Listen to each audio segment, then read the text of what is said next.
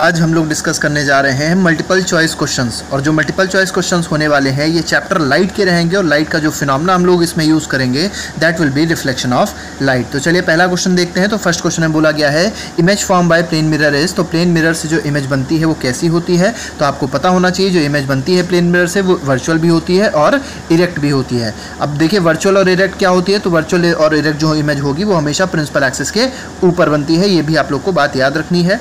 कुछ और प्रॉपर्टीज़ होती हैं प्लेन मिरर में जो इमेज बनती है कि जो ऑब्जेक्ट की डिस्टेंस होती है that is equal to image distance. Means जो हाइट ऑफ ऑब्जेक्ट होगी वो भी हाइट ऑफ इमेज के बराबर होगी और साथ ही साथ height of image height of object के बराबर होगी और साथ ही साथ जो ऑब्जेक्ट डिस्टेंस होगी that is U, that will be equal to V. V is what, V is image distance. Next question पे आते हैं। नेक्स्ट क्वेश्चन देखते हैं। तो next question is a concave mirror gives real inverted and same size image if the object is placed. अब देखिए question में क्या बोला गया है कि रियल और इन्वर्टेड इमेज बनाएगा और साथ ही साथ ये बहुत इंपॉर्टेंट है आपको समझना है that the image is of same size. Image की सेम साइज कब होगी कॉन्केव मिरर के केस में, जब ऑब्जेक्ट कहाँ रखा होगा, सेंटर ऑफ कर्वेचर पे रखा होगा। क्यों? क्योंकि जब भी ऑब्जेक्ट सेंटर ऑफ कर्वेचर पे रखा होता है कॉन्केव मिरर के केस में तो इमेज भी कहाँ बनती है, सेंटर ऑफ कर्वेचर पे बनती है।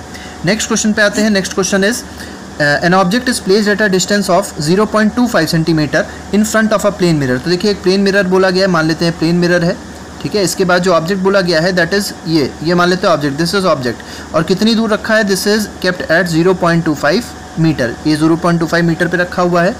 The distance between the object and image, अब आपको पता है इमेज कहाँ बनेगी, तो इमेज भी यहाँ कहीं बनेगी और आपको पता है कि प्लेन मिरर के केस में जो ऑब्जेक्ट डिस्टेंस होती है वो किसके बराबर होती है, इमेज डिस्टेंस के बराबर होती है। तो ये इमेज डिस्टेंस भी कितनी हो जाएगी, तो ये भी हो जाएगी 0.25 मीटर।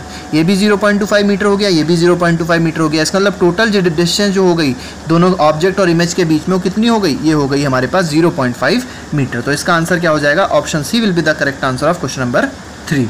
नेक्स्ट क्वेश्चन पे आते हैं। नेक्स्ट क्वेश्चन में देखते हैं क्या है। तो नेक्स्ट क्वेश्चन बोला गया है the radius of curvature of mirror is 20 centimetre और हमको फोकल लेंथ बतानी है। तो फोकल लेंथ का हमको फॉर्मूला पता है, एफ इज इक्वल टू क्या होता है, r/2 होता है। अब r देखिए रेडियस ऑफ कर्वेचर कितना दिया था, रेडियस ऑफ कर्वेचर 20 दिया था, तो क्या हो जाएगा 20/2 हो जाएगा और कितना हो जाएगा ये 10 सेंटीमीटर। तो आंसर विल बी 10 सेंटीमीटर। तो इसका ऑप्शन बी क्या हो जाएगा, करेक्ट हो जाएगा। अच्छा अब एक चीज़ और आपको याद रखनी है यहाँ पे कि अगर मान लीजिए इसमें मिरर दे देते तो कॉन्केव मिरर होगा तो आपको पता होना चाहिए कॉन्केव मिरर की जो फोकल लेंथ होती है वो कैसी होती है, निगेटिव होती है। और कॉन्वेक्स मिरर में जो फोकल लेंथ होती है वो कैसी होती है, पॉजिटिव होती है। तो पॉजिटिव और निगेटिव का भी केस आपको थोड़ा सा याद रखना है। नेक्स्ट क्वेश्चन पे आते हैं। नेक्स्ट क्वेश्चन देखते हैं क्या है। तो नेक्स्ट क्वेश्चन में कहा गया है a ray of light that strikes a plane mirror PQ। तो देखिए एक प्लेन मिरर पहले बना लेते हैं, PQ एक प्लेन मिरर बना लिया at an angle of incidence of 30 degree. अब इस पे एंगल ऑफ इंसिडेंस जो भी पड़ रहा है वो कितना है, 30 डिग्री है। तो देखिए हम लोग ने इंसिडेंट रे बना ली, नॉर्मल बना लिया और ये वाला जो एंगल होगा ये कितना हो जाएगा, 30 डिग्री हो जाएगा from the plane mirror and it strikes a second plane mirror QR। अब देखिए एक स्ट्राइक कर रहा है सेकंड प्लेन मिरर QR पे, placed at right angle to the first mirror. तो फर्स्ट मिरर के राइट एंगल में रखा हुआ है हमारे पास सेकंड मिरर। तो हम लोग ने मान लिया इस पर कुछ ऐसे लाइट स्ट्राइक कर रही है। अब लाइट जब स्ट्राइक करेगी तो वो कुछ इस तरीके से बाहर निकल जाएगी। अब हमको बताना क्या है, the angle of reflection of second mirror. ये रिफ्लेक्टेड रे हो जाएगी सेकंड मिरर के केस में। अब ये जो एंगल होगा, ये वाला एंगल, ये जो एंगल आपको बताया मैंने, ये वाला एंगल क्या हो जाएगा, angle of reflection for second mirror हो जाएगा। अब आपको पता है देखिए यहाँ पे अगर सिंपल मैथमेटिक्स लगाई जाए, सिंपल ज्योमेट्री लगाई जाए तो ये वाला एंगल जो है दिस इज I, ये पहला एंगल ऑफ इंसिडेंस हो जाएगा फर्स्ट मिरर के लिए। और ये अगर हमारे पास दिया था 30 डिग्री तो ये वाला जो एंगल होगा पहले वाले के लिए जो एंगल ऑफ रिफ्लेक्शन होगा वो भी कितना हो जाएगा, 30 हो जाएगा। अब देखिए आपको समझना ये है कि ये वाला एंगल जो R है, जो भी हमने R लिखा दैट इज़ 30, ये जो एंगल होगा ये 90 हो जाएगा, ठीक है, क्योंकि दोनों नॉर्मल थे और दोनों नॉर्मल आपस में 90 डिग्री का एंगल बनाएंगे। तो 90 + 30 कितना हो जाएगा, 120 हो जाएगा और 120 में से अगर 180 सब्ट्रैक्ट कर देंगे तो ये वाला एंगल मिल जाएगा, that will be equal to what, ये हो जाएगा 60 डिग्री। और क्योंकि ये 60 डिग्री हो गया, अब ये वाला एंगल क्योंकि 60 डिग्री है और क्योंकि ये एंगल 60 डिग्री हो गया तो angle of reflection for second mirror वो भी क्या हो जाएगा, 60 डिग्री हो जाएगा। तो हमारे पास आंसर क्या हो जाएगा, आंसर हो जाएगा option number C. Next question पे आते हैं। तो नेक्स्ट क्वेश्चन देखते हैं क्या है। तो नेक्स्ट क्वेश्चन बोला गया है अ concave mirror produces a magnification factor of +4। +4 is the magnification factor. तो आपको याद रखना है पॉजिटिव में अगर मैग्निफिकेशन फैक्टर कभी भी आपको मिले तो पॉजिटिव का मतलब होता है कि इमेज किधर बन रही है, प्रिंसिपल एक्सिस के ऊपर बन रही है। और इमेज जब भी प्रिंसिपल एक्सिस के ऊपर बनती है तो वो वर्चुअल होती है और साथ ही साथ इरेक्ट होती है। और आपको जब भी वैल्यू की बात करी जाए, यहाँ मैग्नीट्यूड देख सकते हैं आप लोग, 4 इसका मैग्नीट्यूड है और 4 क्या है, 4 इज ग्रेटर देन 1। और जब भी आपको मैग्नीट्यूड ग्रेटर देन 1 मिलता है इसका मतलब कैसी इमेज है, तो इमेज इज मैग्नीफाइड। तो ये भी आप लोग को बात याद रखनी है कि वैल्यू क्या इंडिकेट करती है और साइन क्या इंडिकेट करता है। तो अगर मान लीजिए इसी में साइन निगेटिव का होता तो निगेटिव साइन क्या इंडिकेट करता कि जो हमारे पास इमेज है वो कैसी है, तो इमेज हो जाती रियल एंड इन्वर्टेड। लेकिन मान लीजिए हमारे पास होता 0.5 मैग्नीट्यूड, तो 0.5 क्योंकि लेस देन 1 हो जाता, और क्योंकि लेस देन 1 हो जाता है तो हमारे पास जो इमेज होती है वो कैसी हो जाती, वो हो जाती डिमिनिश्ड। तो ये दोनों बातें आप लोग को याद रखनी है। तो इस क्वेश्चन में देखिए बोला गया है कि हमारे पास +4 मैग्निफिकेशन फैक्टर आ रहा है, लेकिन किस केस में, कॉन्केव मिरर के केस में। इसका मतलब हमारे पास जो इमेज है वो वर्चुअल है, इरेक्ट है और कैसी है, मैग्नीफाइड है। वर्चुअल, इरेक्ट और मैग्नीफाइड इमेज सिर्फ और सिर्फ एक केस में बनती है, और कब बनती है, जब ऑब्जेक्ट कहाँ रखा होता है, object is kept between pole and focus. तो जब ऑब्जेक्ट पोल और फोकस के बीच में रखा होता है, ये एक एक्सेप्शनल केस है और हम लोग ने अपने वीडियोस में डिस्कस भी किया है। आप लोग प्लेलिस्ट में जाके देख सकते हैं, क्लास 10 की वीडियोस पड़ी हुई हैं, वहाँ पे आप लोग बहुत अच्छे से रे डायग्राम भी समझ जाएंगे, कॉन्केव मिरर में रे डायग्राम कैसे बनाए जाते हैं। नेक्स्ट क्वेश्चन में आते हैं, तो नेक्स्ट क्वेश्चन देखते हैं। तो next question is question number 6। इसमें कहा गया the angle of incidence for a ray of light having 0 reflection angle. तो देखिए एंगल ऑफ रिफ्लेक्शन बोला गया है कितना है, 0 है। तो हमको बताना है कि एंगल ऑफ इंसिडेंस क्या होगा। देखिए एंगल ऑफ रिफ्लेक्शन अगर 0 डिग्री है तो हमको पता है लॉ ऑफ रिफ्लेक्शन क्या कहता है, angle I is equal to angle R। क्योंकि अगर एंगल ऑफ रिफ्लेक्शन 0 है तो एंगल ऑफ इंसिडेंस भी क्या हो जाएगा, 0 डिग्री हो जाएगा। बहुत सिंपल सा काम है, लेकिन ये कब होगा 0 डिग्री, तो इसका आंसर तो हो जाएगा ए ऑप्शन। लेकिन अगर मान लीजिए आपसे केस पूछा गया कि किस केस में ये चीज़ पॉसिबल होती है, तो केस क्या हो जाएगा, केस हो जाएगा when the incident ray is perpendicular to the mirror के जब इंसिडेंट रे परपेंडिकुलर होती है, नॉर्मल होती है, तो हम लोग क्या बोलेंगे कि ये वाला केस अप्लाई होगा, means the angle of incidence will be equal to angle of reflection, that will be equal to 0 degree. Next question पे आते हैं। तो नेक्स्ट क्वेश्चन हमारे पास है question number 7।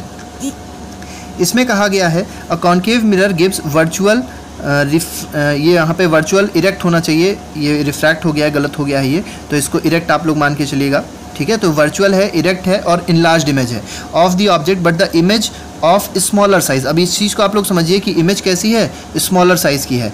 Then the size of object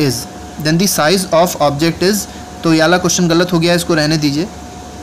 then the size of object, इस क्वेश्चन को हम लोग सही नहीं कर सकते क्योंकि यहाँ पे क्योंकि कॉन्केव मिरर दिया गया है, और कॉन्केव मिरर में जब आप देखेंगे वर्चुअल इमेज बनती है, तो वर्चुअल के साथ साथ जो इमेज बनती है वो कैसी होती है, वर्चुअल के साथ साथ जो इमेज बनती है वो कैसी होती है, इनलार्ज होती, बड़ी होती है। तो ये वाला केस फॉलो नहीं हो पाएगा, तो ये वाला क्वेश्चन जो हो जाएगा वो गलत हो जाएगा। अगर यहाँ पे कॉन्वेक्स होता तो फिर भी लग जाता, लेकिन चलिए वाला क्वेश्चन गलत है। नेक्स्ट क्वेश्चन पे आते हैं। तो नेक्स्ट क्वेश्चन हमारे पास है क्वेश्चन नंबर 8। क्वेश्चन 8 में बोला है the laws of reflection hold good for. Laws of reflection कब अप्लाई होते हैं, तो प्लेन मिरर में अप्लाई होते हैं, कॉन्केव मिरर में भी अप्लाई होते हैं और कॉन्वेक्स मिरर में भी अप्लाई होते हैं। इसका मतलब सभी मिरर्स में लॉज ऑफ रिफ्लेक्शन अप्लाई होते हैं और बिल्कुल सही है। नेक्स्ट क्वेश्चन पे आते हैं। क्वेश्चन नंबर 9 है। इसमें कहा गया है in which of the following the image of object placed at infinity will be highly diminished and point size. तो आप लोग को समझना है कि हाईली डिमिनिश्ड और पॉइंट साइज कब होता है, जब इमेज फोकस पे बन रही होती है। और इमेज फोकस पे कब बनती है, जब ऑब्जेक्ट कहाँ रखा होता है, इन्फिनिटी पे रखा होता है। और ये किसके केस में होगा, ये होता है कॉन्केव मिरर के केस में भी होता है और साथ ही साथ कॉन्वेक्स मिरर के केस में भी होता है। और सिमिलरली कॉन्केव लेंस में भी होगा और कॉन्वेक्स लेंस में भी होगा। इसका मतलब हमारे पास चारों ही ऑप्शन सही हैं, concave mirror, convex mirror, concave lens and convex lens. तो सभी में हो सकता है, आप लोग रे डायग्राम में इसमें देख सकते हैं। नेक्स्ट क्वेश्चन पे आते हैं। नेक्स्ट क्वेश्चन बोला गया है image form by a reflection from a convex mirror is. तो image form by a reflection, जो रिफ्लेक्शन से इमेज फॉर्म हो रही है कॉन्वेक्स मिरर से, कॉन्वेक्स मिरर के थ्रू, वो कैसी होती है। तो कॉन्वेक्स, सिंपल ये क्वेश्चन है कि कॉन्वेक्स मिरर में इमेज कैसी फॉर्म होती है। तो कॉन्वेक्स मिरर आप लोग ने देखा जरूर होगा, हम लोग ने रे डायग्राम का एक वीडियो भी बनाया है, उसमें आप लोग देख सकते हैं ये कॉन्केव मिरर होता है और कॉन्वेक्स कैसा होता है, बिल्कुल इसी का अपोजिट होता है। मतलब अंदर वाली साइड क्या होगी, पॉलिश होगी और बाहर वाली साइड क्या होगी, रिफ्लेक्टिंग होगी। तो जो इमेज बनती है कॉन्वेक्स मिरर में वो कैसी होती है, वर्चुअल होती है, इरेक्ट होती है और मैग्नीफाइड नहीं होती है, डिमिनिश्ड होती है। तो ये वाला आंसर गलत हो जाएगा। Answer option B will be the correct answer of question number 10। तो डिमिनिश्ड इमेज बनती है और साथ ही साथ वर्चुअल इरेक्ट भी होती है और इसीलिए हम लोग इसको रियर व्यू मिरर की तरह भी यूज़ करते हैं। आप लोग ने ऑटोमोबाइल्स में देखा होगा, साइड में जो मिरर लगे होते हैं वो कैसे होते हैं, they are all convex mirror, क्योंकि इनका एरिया ऑफ व्यू जो होता है, फील्ड ऑफ व्यू होता है, वो क्या होता है, ज़्यादा होता है। नेक्स्ट क्वेश्चन पे आते हैं। Next question is question number 11। इसमें कहा गया है point object is placed at a distance of 20 centimetre from a convex mirror of focal length 20 centimetre, the image will be formed at. तो देखिए अब आपको समझना है यहाँ पे कि हमारे पास जो मिरर है वो कैसा है। मिरर हमारे पास है कॉन्वेक्स, तो कॉन्वेक्स मिरर है। मान लीजिए हमने एक कॉन्वेक्स मिरर बना लिया। इसके बाद इस मिरर की जो फोकल लेंथ है वो कितनी दी गई है 20। तो मान लेते हैं ये एफ पॉइंट है और ये पॉइंट ये डिस्टेंस कितनी है 20 सेंटीमीटर है। अब मान लीजिए ऑब्जेक्ट कहाँ रखा जाएगा, तो देखिए ऑब्जेक्ट जो रखा जाएगा वो इधर कहीं रखा जाएगा। ऑब्जेक्ट को यहाँ नहीं रख सकते, ऑब्जेक्ट को यहाँ आप सोचेंगे तो यहाँ नहीं रख सकते। क्यों नहीं रख सकते? क्योंकि ऑब्जेक्ट हमेशा रिफ्लेक्टिंग सरफेस के सामने रखा जाता है। तो ये हमारा ऑब्जेक्ट है। अब इमेज कहाँ बनेगी, तो आपको पता है ऑब्जेक्ट कहीं भी रखा होता है, किसी भी फाइनाइट डिस्टेंस पे रखा होगा, इमेज हमेशा फोकस और पोल के बीच में बनती है। तो ये हमारा हो जाएगा पॉइंट फोकस का और ये पोल का पॉइंट होगा, दोनों के बीच में बनेगी। इसका मतलब ये इमेज जो बन रही है ये बिहाइंड द मिरर बन रही है। तो इसका आंसर क्या हो जाएगा, option D will be the correct answer of question number 11। Next question पे आते हैं। Next question is question number 12। इसमें कहा गया है focal length of concave mirror. अभी हमने आपको बताया था कॉनकेव मिरर जब भी आपसे बोला जाए तो आपको याद रखना है फोकल लेंथ कैसी होती है, उसकी निगेटिव होती है। और अगर कॉन्वेक्स मिरर होता, कॉन्वेक्स मिरर की फोकल लेंथ कैसी होती है, तो कॉन्वेक्स मिरर की फोकल लेंथ हो जाएगी positive. Similarly radius of curvature भी अगर पूछा था तो रेडियस ऑफ कर्वेचर भी कॉनकेव मिरर के केस में क्या होती है, निगेटिव होती है, और कॉन्वेक्स के केस में क्या हो जाएगी, पॉजिटिव हो जाएगी। और अगर मान लीजिए आपको ऑब्जेक्ट डिस्टेंस पूछा जाए तो ऑब्जेक्ट डिस्टेंस चाहे कोई भी मिरर हो, चाहे कोई भी लेंस हो, तो ऑब्जेक्ट डिस्टेंस जो होगी वो हमेशा क्या रहेगी, निगेटिव रहेगी। ऑब्जेक्ट डिस्टेंस कभी पॉजिटिव नहीं रह सकती है। और अगर मान लीजिए फोकल लेंथ यहाँ पे मिरर की जगह पे लेंस दे देते, अभी हम लोग एक और लेक्चर लेके आएंगे, एक और मल्टीपल चॉइस का सेशन लेके आएंगे जिसमें हम लोग लेंस की और रिफ्रैक्शन की बात करेंगे। वहाँ पे हम लोग ऐसे क्वेश्चन डिस्कस करेंगे। तो जब भी लेंस में आपको याद रखना है कि कॉनकेव चाहे मिरर हो चाहे लेंस हो, उसकी फोकल लेंथ, उसका रेडियस ऑफ कर्वेचर हमेशा क्या रहना है, निगेटिव रहना है। नेक्स्ट क्वेश्चन पे आते हैं। Next question is question number 13। इसमें बोला गया है a spherical mirror and spherical lens each have focal length of -10 centimetre. The mirror and lens are likely to be. अब देखिए यहाँ पे वही चीज़ आई कि हमारे पास एक मिरर दिया गया है और एक लेंस दिया गया है, लेकिन दोनों की फोकल लेंथ कितनी दी गई है, निगेटिव में है -10। तो मिरर क्या होगा, लेंस क्या होगा, तो दोनों हो जाएंगे कॉनकेव। नेक्स्ट क्वेश्चन पे आते हैं। नेक्स्ट क्वेश्चन देखते हैं। तो क्वेश्चन नंबर 14 है हमारे पास। इसमें कहा गया है विच mirror can produce a virtual erect and magnified image of object. तो देखिए यहाँ पे आपको ये बात समझनी है कि जो हमारे पास इमेज है वो कैसी है, मैग्नीफाइड है। वर्चुअल और इरेक्ट इमेज जो बनती है वो किस में बनती है, प्लेन मिरर के केस में बनती है। लेकिन प्लेन मिरर में जो हमारे पास इमेज बनती है वो कैसी होती है, सेम साइज़ की होती है। लेकिन क्योंकि यहाँ बोला गया है कि इमेज कैसी है, मैग्नीफाइड है, तो मैग्नीफाइड इमेज कब बनेगी, मैग्नीफाइड इमेज बनती है कॉनकेव मिरर के उस केस में जो एक एक्सेप्शनल केस होता है। अब आप लोग कमेंट बॉक्स में जरूर लिख के बताएंगे कि कौन सा एक्सेप्शनल केस होता है जिसमें इमेज कैसी बनती है, मैग्नीफाइड के साथ साथ वर्चुअल और इरेक्ट भी बनती है। लेकिन अगर मान लीजिए इसी क्वेश्चन में वर्चुअल इरेक्ट के साथ अगर डिमिनिश्ड बोल दिया जाता तो डिमिनिश्ड का केस क्या हो जाता, तो डिमिनिश्ड बनती है कॉन्वेक्स मिरर में। नेक्स्ट क्वेश्चन पे आते हैं। तो नेक्स्ट क्वेश्चन है क्वेश्चन नंबर 15। इसमें क्या दिया गया है, इसमें दिया गया है if the image is formed in front of mirror then the image distance will be. अब देखिए फ्रंट ऑफ मिरर का मतलब क्या होता है, चलिए मैं इसको एक बार बता देता हूँ आपको। फ्रंट का मतलब होता है जिधर ऑब्जेक्ट रखा था उसी साइड इमेज है। तो देखिए फ्रंट का मतलब ये वाला पोर्शन। तो अगर मान लीजिए इमेज यहाँ बन रही है तो ऑब्जेक्ट डिस्टेंस तो हमेशा निगेटिव होगी और जो ऑब्जेक्ट की पूरी साइड होती है वो भी क्या हो जाती है, निगेटिव हो जाती है। तो इमेज भी क्या हो जाएगी, उसी साइड है तो इमेज भी क्या हो जाएगी, निगेटिव हो जाएगी। तो इमेज डिस्टेंस क्या हो गई, निगेटिव हो गई। तो आप लोग को ये बात समझनी है कि इमेज डिस्टेंस इस केस में क्या हो जाएगी, निगेटिव हो जाएगी। अगले लेक्चर पे हम लोग एक साइन कन्वेंशन का भी एक वीडियो लेके आएंगे, उससे आप लोग इस इमेज डिस्टेंस को, ऑब्जेक्ट डिस्टेंस को बहुत आसानी से समझ सकते हैं। नेक्स्ट क्वेश्चन पे आते हैं। Next question is question number 16। इसमें कहा गया है if an incident ray passes through focus. अब अगर कोई भी इंसिडेंट रे फोकस से पास होती है तो रिफ्लेक्टेड रे क्या हो जाती है, तो reflected ray becomes parallel to principal axis. तो option B is the correct answer of question number 16। Next question पे आते हैं। तो नेक्स्ट क्वेश्चन हमारे पास है क्वेश्चन नंबर 17। इसमें कहा गया है if the image is formed in front of mirror then the image distance will be. तो देखिए सेम क्वेश्चन रिपीट हो गया, अभी हम लोग ने इसको देखा था तो वो चीज़ बिल्कुल सेम क्वेश्चन वही है। तो इसमें आपको ज़्यादा सोचना नहीं है कि अगर इमेज डिस्टेंस पूछी गई है, इमेज कैसी हो जाएगी, तो इमेज हो जाएगी निगेटिव, क्योंकि ऑब्जेक्ट भी निगेटिव है, ऑब्जेक्ट डिस्टेंस निगेटिव होगी और इसी वजह से, और क्योंकि ऑब्जेक्ट और इमेज सेम साइड पे बन रहे हैं तो इमेज डिस्टेंस भी क्या हो जाएगी, निगेटिव हो जाएगी। नेक्स्ट क्वेश्चन पे आते हैं। तो नेक्स्ट क्वेश्चन हमारे पास है क्वेश्चन नंबर 18। इसमें कहा गया है the minimum reflected raise required for formation of image. तो इमेज फॉर्मेशन के लिए मिनिमम कितनी रिफ्लेक्टेड रेज रिक्वायर्ड होती हैं, तो आपको याद रखना है कि मिनिमम 2 रिफ्लेक्टेड रेज रिक्वायर्ड होती हैं। लेकिन अगर मैक्सिमम रिफ्लेक्टेड रेज पूछी जाती तो वो कितनी भी हो सकती हैं, तो उसकी कोई भी नंबर उसमें हम लोग नहीं लिख सकते, that can be infinite number of rays, ठीक है। लेकिन मिनिमम रेज आपको याद रखनी है कि 2 से कम रे नहीं होनी चाहिए। 2 से कम अगर रिफ्लेक्टेड रे हो जाएंगी तो वो कहीं मीट नहीं करेंगी, और क्योंकि मीट नहीं करेंगी तो इमेज फॉर्म नहीं होगी। और आपको ये भी याद रखना है कि इमेज वहीं फॉर्म होती है जहाँ पे दोनों रिफ्लेक्टेड रेज मीट करती हैं। नेक्स्ट क्वेश्चन पे आते हैं। नेक्स्ट क्वेश्चन देखते हैं क्या है। तो नेक्स्ट क्वेश्चन असर्शन रीजन का क्वेश्चन है। आप लोग को पहले समझना है असर्शन रीजन को, क्वेश्चन को कैसे किया जाता है। तो देखिए, एक आपको असर्शन दिया रहेगा, मतलब दो तरीके के आपको स्टेटमेंट दिए होंगे।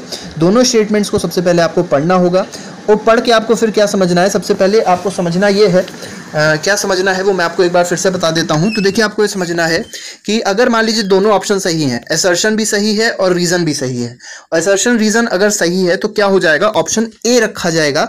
लेकिन साथ ही साथ असर्शन रीजन सही होने के साथ ही साथ आपको ये भी समझना है कि जो असर्शन मतलब जो रीजन दिया गया है वो असर्शन का करेक्ट एक्सप्लेनेशन है, तो ऑप्शन जो रखा जाएगा वो क्या हो जाएगा, ए हो जाएगा। बी ऑप्शन क्या होता है, तो बी ऑप्शन होता है अगर ए और आर मतलब असर्शन और रीजन दोनों ही सही हैं, लेकिन जो रीजन है that is not the correct explanation of assertion, ठीक है, तो ऑप्शन जो रखा जाता है वो कौन सा रखा जाता है, बी रखा जाता है। थर्ड ऑप्शन जो सी ऑप्शन होता है वो कब हम लोग करते हैं, तो A is true and but R is false. तो ए अगर ट्रू है, मतलब जो पहला आपको असर्शन दिया गया है वो तो ट्रू था, लेकिन जो रीजन था वो क्या था, फॉल्स था। तो अगर ये केस बनता है तो ऑप्शन क्या होगा, सी हो जाएगा। और ऑप्शन डी क्या हो जाएगा, A is false but R is true, मतलब इसी का अपोजिट। तो देख लेते हैं यहाँ पे हमारे पास जो क्वेश्चन है वो क्या है। तो क्वेश्चन में दिया गया है concave mirror is used as rear view mirror, तो ये गलत है, कॉन्वेक्स मिरर यूज होता है। Concave mirror is diverging in nature, तो कॉनकेव मिरर डाइवर्जिंग नेचर का होता है, ये क्या हो जाएगा, ये भी गलत है ये। लेकिन मान लीजिए, अब ये तो क्योंकि दोनों ही गलत हो गए, इस तरीके का आपको क्वेश्चन नहीं मिलेगा। मान लेते हैं यहाँ पे डाइवर्जिंग ना लिखा होता है, यहाँ पे लिखा होता है कन्वर्जिंग इन नेचर, क्योंकि कॉन्वेक्स कॉनकेव मिरर कैसा होता है, कन्वर्जिंग होता है। तो यहाँ मान लीजिए कन्वर्जिंग लिखा हुआ है, यहाँ डाइवर्जिंग लिख के ना लिख के क्या दिया रहेगा आपको, कन्वर्जिंग दिया। मान लीजिए क्वेश्चन ये था कि concave mirror is converging in nature. अब देखिए ये ऑप्शन तो सही हो जाता है क्योंकि ये डाइवर्जिंग नहीं है, ये क्वेश्चन क्या था, कन्वर्जिंग था। तो concave mirror is converging in nature, तो इसका मतलब ये वाला ऑप्शन सही हो गया। तो R is correct but assertion is wrong. तो आप लोग यहाँ ऑप्शन क्या लगाएंगे, ऑप्शन डी लगाएंगे। नेक्स्ट क्वेश्चन पे आते हैं। नेक्स्ट क्वेश्चन देखते हैं क्या है। तो इसी का हमारे पास एक और पार्ट है, इसमें देखिए क्या कहा गया है। तो इसमें कहा गया है focal length of plane mirror is infinity, तो ये बिल्कुल सही है, फोकल लेंथ जो प्लेन मिरर की होती है इन्फिनिटी होती है।